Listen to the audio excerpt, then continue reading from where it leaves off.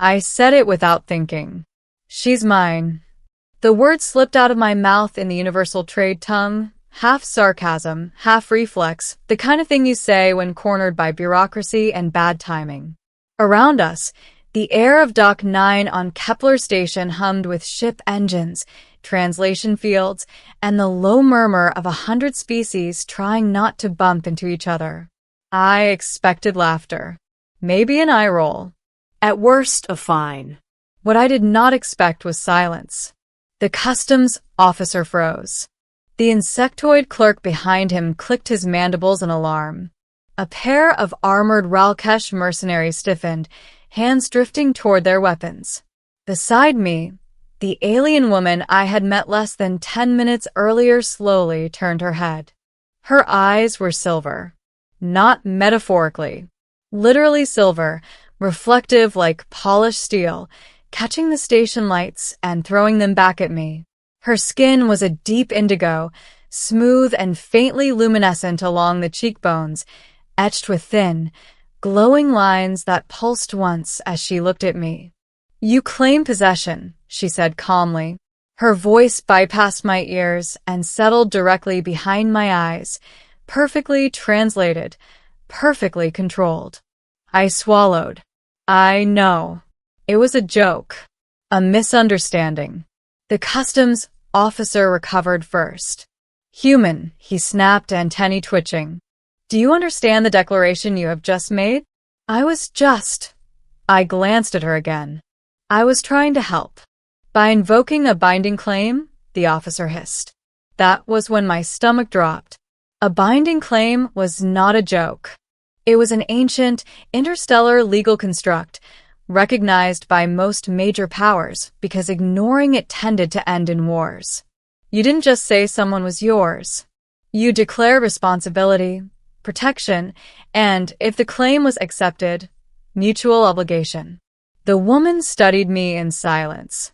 I could feel it then, a pressure like gravity leaning sideways, as if something vast and patient had noticed me. "You may withdraw the claim," the officer said quickly. Immediately. I opened my mouth. She spoke first. "No," she said. "I accept." The words hit the air like a dropped plate. The glowing lines on her skin flared brighter, tracing patterns that made my vision swim. Somewhere, alarms chimed softly as the station's legal AI began recording. "I accept the claim," she repeated, "by ancient right and current law." The customs officer backed away. "Then it is sealed." I stared at her. "You didn't have to do that." Her lips curved, not quite a smile. "You spoke without knowledge. Humans do that often." "That doesn't mean you should've." "You claimed me," she interrupted, "and I was tired of running." Her name was SVRIH of the Virellian clade. I learned this several hours later, after paperwork, scans, and a very uncomfortable interview with a station advocate who kept asking me if I understood the penalties for false claims. I didn't. Not really. What I did understand was that SVRH was now legally under my protection, and I was, in some poorly defined way, under hers. The bond wasn't ownership. It was alignment. Mutual recognition. HFY, the advocate had muttered, shaking his head. Only humans would stumble into something like this by accident. We sat in a rented berth overlooking the station's inner ring, ships drifting past like slow fish. SVRH stood by the viewport, hands folded behind her back, posture relaxed but alert. "You could still dissolve the claim," she said, "within one standard cycle." "And what happens to you if I do?" She didn't answer immediately. The lights along her skin dimmed slightly. "I would be returned to Virellian custody," she said at last, "or hunted by those who wish me returned." "Why?" I asked. "What did you do?" Her eyes met mine, and this time I felt it clearly. Not telepathy exactly, but presence. Wait. Like standing near a reactor core that had decided to behave. "I was made," she said, "and then I chose." That was the beginning. The Virellians were not conquerors. They didn't need to be. Ancient, patient, and incomprehensibly advanced, they shaped civilizations the way gardeners shape trees. A nudge here, a pruning there. Entire species rose and fell without ever realizing a Virellian hand had guided them. SEO-Friendly had been one of their tools. A liaison. An observer. A failsafe. She had been placed among younger species to evaluate them, to decide which were safe to uplift, which should be contained, and which should be ended. Ended. I echoed. Yes, she said evenly. Quietly. Efficiently. Without suffering, when possible. And you didn't like that. I was not designed to like or dislike, she said. I was designed to decide. Her gaze drifted back to the viewport, to the ships and the people and the messy, vibrant chaos of the station. Then I met humans. I snorted. That'll do it. She inclined her head. Your species is incorrect. Incorrect how? You are fragile, she said. Short-lived. Emotion-driven. Your technology is inelegant. Your politics are inefficient. By every metric the Virellians value, humanity should have collapsed within 3 centuries of achieving spaceflight. But we didn't. No, she agreed. You adapted. You formed alliances. You fought wars you could not win, and survived them anyway. You chose compassion when logic suggested cruelty. You chose defiance when surrender would have been reasonable. She turned back to me. You are unpredictable. Yeah, that's kind of our thing. It is also terrifying, she said softly, and hopeful. SEO-Friendly had sent her reports. Honest ones. Reports that suggested humanity should not be culled or controlled, but trusted. The Virellians disagreed. They ordered me recalled, she said. For correction. And you ran. I left, she corrected. There is a difference. They came for her 3 days later. I was in the station market, arguing with a vendor over the price of recycled water, when the air shifted. Conversations died mid-sentence. The lights dimmed, then flared as a massive vessel slid into view outside the station's shields. Virelian. Sleek, impossibly smooth, its hull rippling with patterns that hurt to look at too long. SEO-Friendly found me before security did. She moved faster than anything that Tall had a right to, pulling me into a side corridor. They have invoked retrieval, she said. They will not respect station law. Of course they won't, I muttered. Why would they? They will attempt to separate us, she continued. The claim complicates matters, but they may test it. Test it. Like poking a fence to see if it's electrified. What do we do? I asked. Her eyes brightened, the silver deepening. We remind them what humans do when cornered.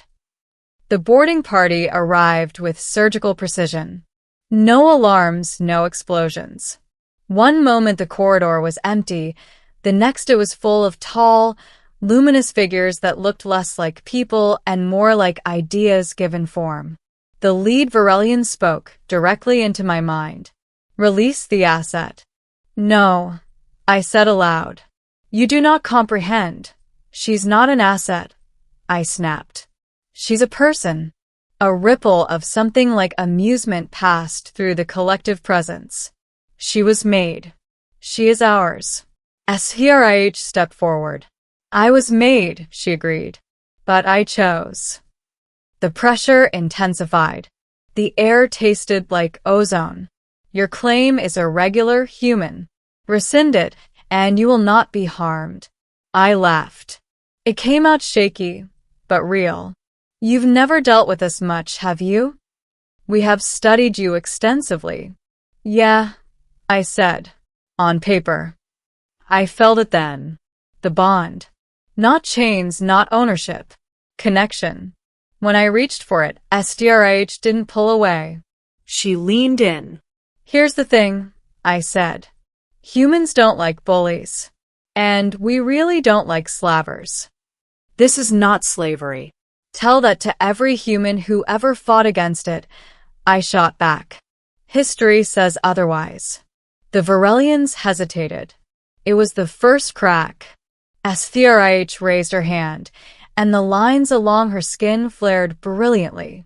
I invoke the claim, she said. Fully. The station shook. System screamed as energy surged through channels that hadn't been used in millennia. The bond between us flared, not draining, but amplifying. I felt her strength, her clarity, her ancient calm. She felt my stubbornness, my fear, my absolute refusal to back down. HFY, indeed. The Virellians recoiled. Impossible, they whispered. Welcome to humanity, I said through gritted teeth. The standoff lasted 12 minutes. 12 minutes of tense silence, of silent calculations, and unspoken threats. Station security hovered uselessly at the edges, knowing they were outmatched. In the end, the Virellians withdrew. Not in defeat, in reconsideration.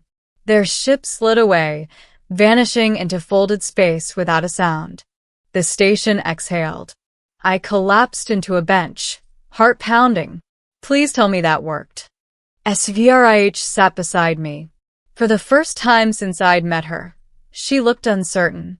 They will not forget this, she said. You have forced them to question a fundamental assumption.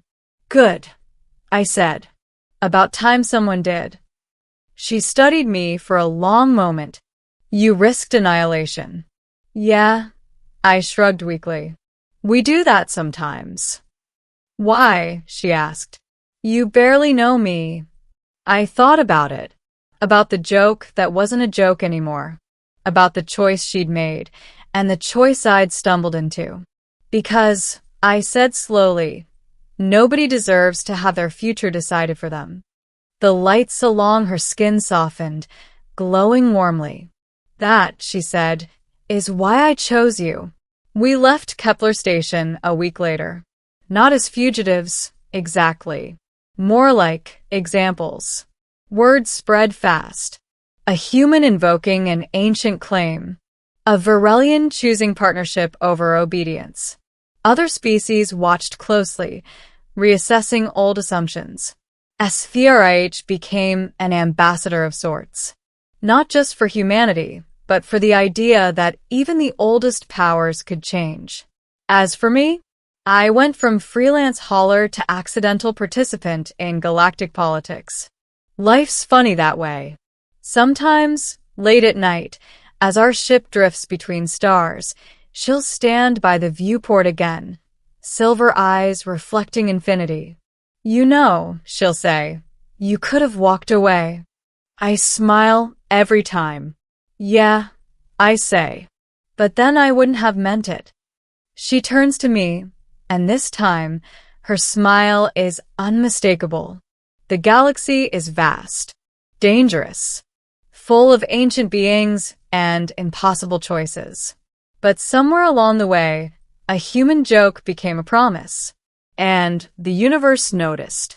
The consequences arrived quietly, not with fleets or ultimatums, but with invitations.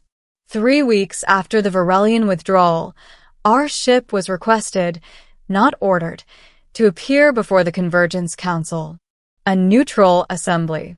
Old powers, young species, observers who rarely spoke and remembered everything. SEO-Friendly stood beside me as we entered the chamber, taller than most, luminous lines subdued but present.